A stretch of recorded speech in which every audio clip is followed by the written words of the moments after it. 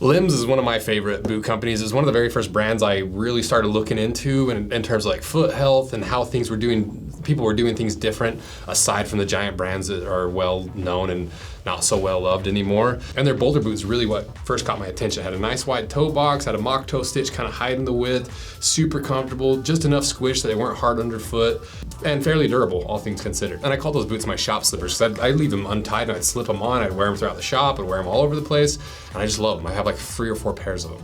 So when they came out with a Chelsea boot, I was like, well, that's essentially like the boot I need because I don't ever tie my little shop slippers, and this is exactly what I wanted. And they sent us the 4 different options for an unboxing, and you guys were like, cut them in half, cut them all. And I was like, all right, we'll do it. I'm keeping the black pair for myself. But we're gonna cut all 4 different variations in half, run through all the information so that you know exactly what you might want, which of these is gonna fit your need best, and if it's even something you'd be interested in. And ultimately for me, is this my new shop slipper? Is this the ultimate barefoot Chelsea boot? Does it balance all the things I like? So then what do we have for the contenders? Well, the first one here, the brand is Lems. The style is a Chelsea barefoot boot in tan suede. They weigh 11.5 ounces.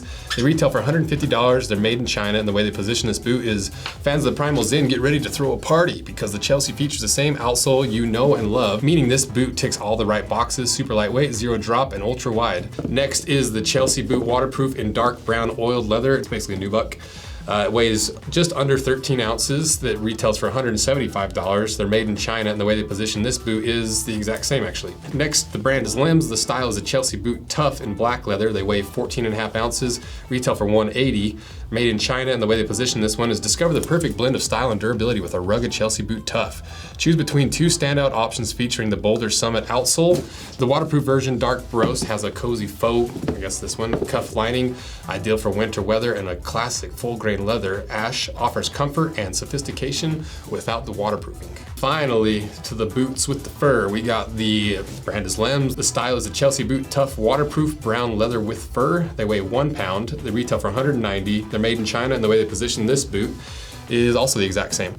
So if you want any of these, check them out via links in my description. So now let's start going through all the details, starting with the leather first, because they say this is suede, but is it actually real suede? Well, we looked at the cross section. It definitely is a suede. There's no grain in there that we can see at all.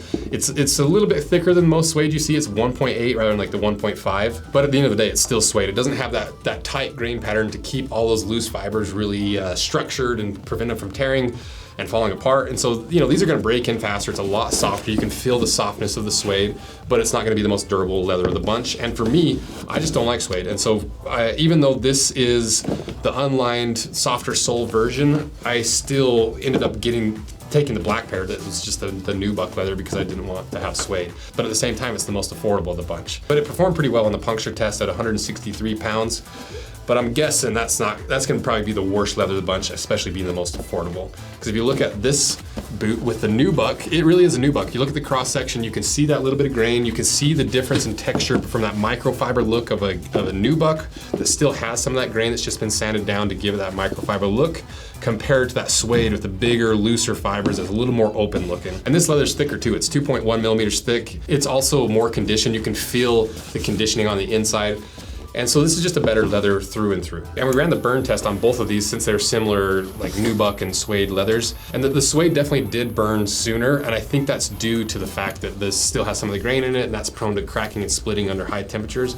But this one also has a lot of those oils worked into it where the suede doesn't. So out of the 2 of them, I like that nubuck leather. And then to the 2 tough boots that have this more rugged outsole, it seems to be a little bit more positioned towards more true rugged wear, some more hiking rather than casual like shop slippers like these seem to be.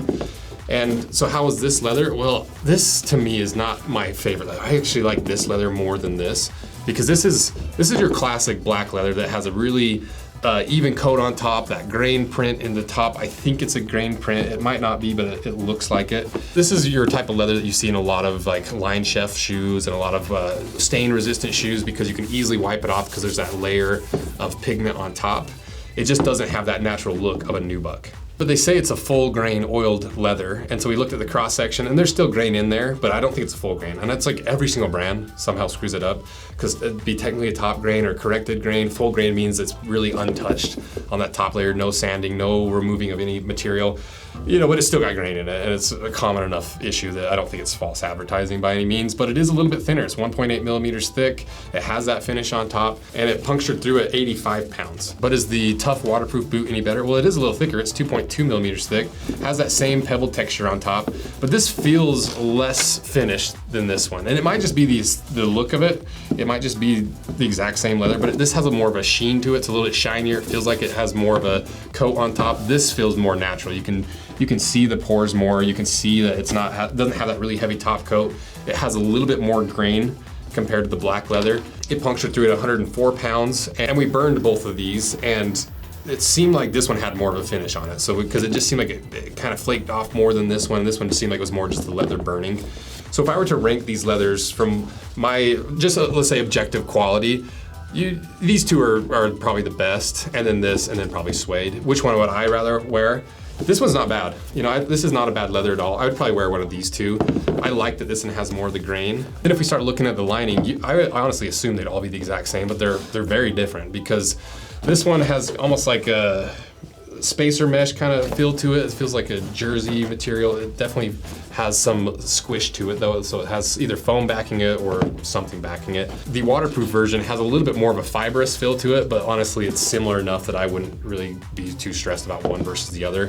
Versus the tough boot, you've got a little bit of a leather lining around the collar, but then through the rest of the boot, you've got a similar material, but once again, it's different. It seems like it has some perforations in it, but it still has that foam backing it, so it's gonna be nice and squishy and soft. But I wish they would have taken that leather all the way down to the heel, because none of these have a true internal counter cut. Actually, no, it doesn't. And neither does this one. And so I wish they would, especially this one, just brought that down a little bit further down the heel to give you that wear protection of leather at the heel rather than fabric, like we've all had experienced at some point in our life where you wear through the heel, then you hate wearing the shoes because it gives you a high pressure point, and it's just an easy fix that I wish all brands would do. And then you get to the tough waterproof, and this is the one thing I really do not like about this boot, because this shearling it sheds a lot, and it's mostly because it's a fake shearling. This is not real wool shearling, so there's no leather that it's literally the hair grew out of, so it's still embedded in the leather. This is just fibers that look like wool that are glued to a material, and so that's why in the first few wears, you're just gonna have like this going on. I'm exaggerating a little bit, but this will come off. And after 5 or 6 wears, it's probably gonna get most of the extra loose stuff off. But I also just don't like fur popping out of my boots. That's why with the mugs collaboration we did with Goro, I was like, the whole concept is to hide the shearling, because I don't like the shearling popping out. Some people be fine with it, I just don't like it. Then this also has a different lining to the rest of the boot. It has more of that chevron style water wicking, moisture wicking lining on the inside. And so different linings on every single one. I was shocked that they did a different lining on every single one of these boots, and there's so much fur in the air now. And then we did the waterproof test just to make sure they're actually waterproof, and the 2 that are waterproof pass with flying colors. And the way that these 2 are waterproof, I'm assuming, is a waterproof membrane on the inside, sandwiched between the outer leather and the inner lining that probably wraps the entire foot, and that's how you get the waterproofness of these boots. But the interesting thing to me with these boots and being waterproof is it seems like the goring is waterproof. I don't know if it is or if it's just so new that the water's not seeping through, but it seems like the goring's like surprisingly waterproof. And as for the insoles, there's just various forms of the common Lems insoles you see, and this one's technically cork topped, but it's a microscopic layer of cork, so you don't really get any of the features of it. Maybe it's technically more natural to be standing on, but like it's not like it's not even a millimeter of cork. It's not 5 millimeters of cork. It's just a thin layer. And then the rest of them are just the other traditional insoles. They're all open cell foam. They're pretty soft and squishy. I don't know if it's Ortholite or not, because it kind of looks like that Ortholite speckling. They're nice insoles. They do bottom out over time, but they're not terrible. They're not great. It's just an insole. But we did do the ball drop test, and they bounced up 14 inches, just under 14 inches, 10 inches, and 15¼ inches. Then if we start looking at the midsoles where you get a lot of that squish, and this is a big part of why I like Lems, because so many barefoot shoes and boots are just like 1 millimeter rubber. They go way too far into the barefoot thing where most people don't even want to wear them, because after 2 minutes they're like, why don't I just walk around barefoot? Like, this is uncomfortable. Lems gives you a nice layer of foam. Even on these tough ones, you get a nice rubber outsole. And so that's part of why Lems, to me, is still one of the best barefoot brands, because they're not just making the most extreme barefoot stuff. They're actually making real barefoot stuff for people that don't need to strengthen their feet to be as strong as their hands. They don't want to do that. They just want a comfortable shoe that's a wide toe box, a lower dropped heel that gives you a little bit of squish, and that's why I use them as my shop slippers. So how are these two set up? Well, you can see the exact same outsole. They come in at about 40 to 45 short A. This is similar because you've got that foam midsole that's around the same softness. It might even be a little bit softer. We'll see if we can get it cut in half. But you have the rubber outsole. But you can see you've got some pretty deep lugs, about 5 millimeters deep. We don't know exactly how thick the rest of it is, but the one thing I like is it's a wrap around toe bumper and heel bumper in your most high wear spots. And they do grip pretty well. You know, they're not the most aggressive outsoles, but they definitely grip a lot better than these more foam outsoles, and that's why you could buy them. But they are heavier. You know, there's some downsides. It's heavier, they're a little bit more expensive, they're not as soft, they're not as flexible. And so that's one of the distinguishing features between these two. Like one's waterproof, one's not, one's waterproof, one's not. But the outsole is a big difference between these and how they feel, how they're gonna wear. It just comes down to what are you actually looking for? Do you wanna be out getting some grip, hiking, you want the durability, or you want the comfort and the lightweight? And these rubber outsoles come in at about 60 to 65 short A. And we ran the puncture test to try to back that up with some information. The two softer outsoles took about 70 pounds to puncture through. The more rubber outsoles took around 85. So these are gonna be more durable. As for how all of these are constructed, I think they're all just cemented construction because I see just little bits of glue. You can see how it kind of has a little shine to it almost. There's a little bit of overspill that makes the leather less matte. So I think how they do this is they build the upper and then they just glue on the outsole in a big press, which can lead to failure. You know, out of traditionally made stuff, injection molded and cemented is the most prone to failure. But I've had several pairs of limbs and I've never had any delamination, but it is still something that's worth considering, and they're all cemented constructions. And I think that's basically everything we can know before we cut them in half, so let's cut them in half.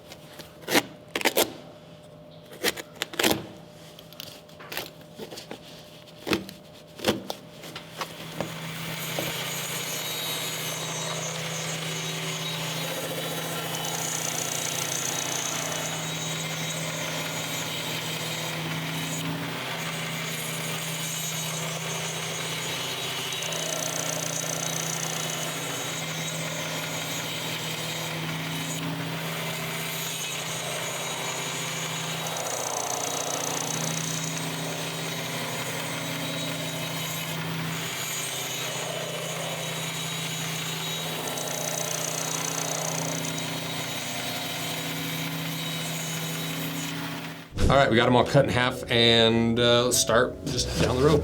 If you're not subscribed, consider subscribing, because that's how we're able to do these big videos of 4 brand new pairs of shoes cut in half to show you exactly what you're buying. Instead of watching 4 different videos, we just condense it into one big buying video so you know exactly what you need. And with your support, it's the only way we do it. So give us a sub, give us a like, why not? So let's see what's inside.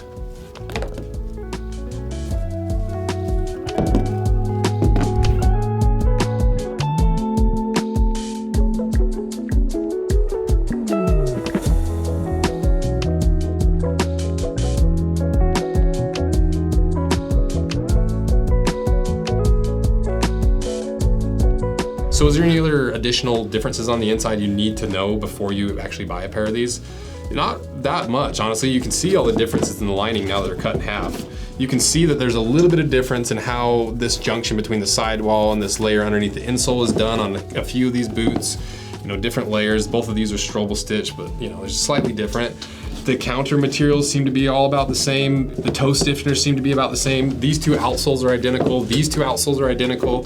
What about that softness of the foam? The midsole on these Tough boots are definitely softer. So that's an interesting aspect of this too, is this is technically gonna be a little bit harder underneath your foot because you have a harder foam acting as the midsole and the outsole. This has a softer foam acting as the midsole only, and then you've got that harder rubber outsole. And so a lot of people I think are gonna find really a lot of value in the Tough boots because they're gonna be really versatile. You can hike in them, you can wear them anywhere. They got the waterproof versions, a little bit better leather, but they are a little bit more expensive. And they have this one has the fur, you know. Some people are gonna like it, I just don't like it at all, especially how much it sheds. So then how do you decide which one you might wanna buy? The regular Chelsea boot, to me, this is your most affordable version. It's not gonna be as hot because you don't have that waterproof membrane.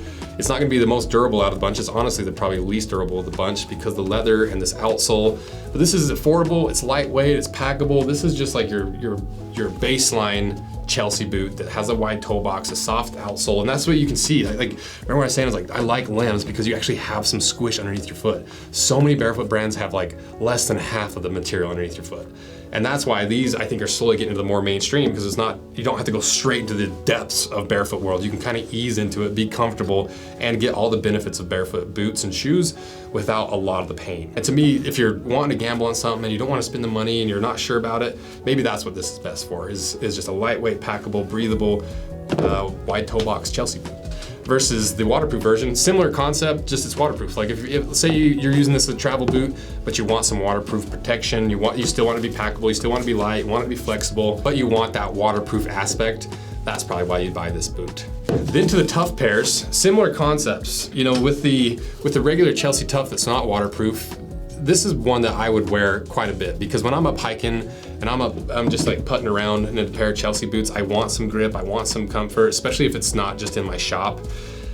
I don't always need that waterproof membrane. So you get the grip, you get the extra soft, squishy midsole, you get the ease of putting on a Chelsea boot. I just don't love this leather as much as I like this leather. I honestly wish I could kind of combine the two of these because this one is more like you could use it as a hiking boot. You know, it's got the grip, it's got the squish, it's got the little bit more durable, tougher leather, and it's waterproof. I just don't like the fur lining at all. So now, if I were to rank these from best quality to least quality across the board, just as objectively based off of the materials, I think you'd still put this one as number one, even though it has the shearling. Then I think you just go down the line, honestly. It probably is 1, 2, 3, 4. So to recap everything, if you're gonna be out in the mountains, if you need some grip, get one of the actual Tough boots. If you need the waterproof protection, get the waterproof Tough. If you like the squish, you like the natural feel, you like the packability, you like the articulation, and you want it really lightweight and breathable, just go with the regular Chelsea. But if you need that extra protection, that waterproof, you just go with the waterproof version. So ultimately, what do I think of this line? Do I think this is my perfect shop slipper? Is this like the best barefoot Chelsea boot you can buy on the market? This is about as close to my perfect little shop slipper as possible. But there's one thing that I like about their Boulder boot more than this boot. The little mock toe stitch really hides the width of the shoe. Because when you first put these on, they're wide. They're definitely, there's no mistaking, they're wide. And it takes a few wears before they start crumpling and creasing and folding to where they start looking not just like a baby seal. And to me, that little mock toe stitch on the Boulder boot really hides that better than like any other barefoot boot. Final verdict, is it my dream shop slipper? Does the convenience of slipping it on outweigh the other aspects and the aesthetic? I think I would still go with the Boulder boot because I like the ability to cinch it down. So all said and done, I think this is a nice line of boots. I think they've done something that a lot of these barefoot brands refuse to do or don't want to do, and that's why I think Lems continues to grow and why every time I have a pair of Lems, I love them. So let me know what you guys think, and let me know if this was good information for you. What do I need to add more? What's redundant information? What do you want to know in these multi-boot cut downs? And if you want any of these, check them out. Be linked in my description. And thank you guys for all your support. See ya. All your support.